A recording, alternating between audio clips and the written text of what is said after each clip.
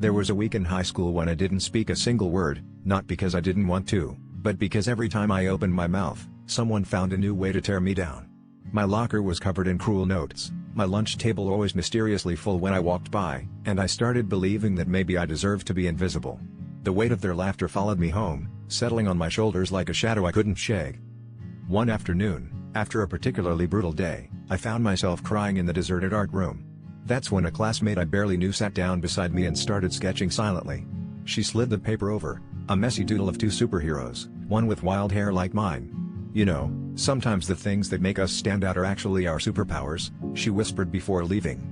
It wasn't grand or dramatic, but for the first time, I felt seen for something other than my differences. Her small act gave me courage.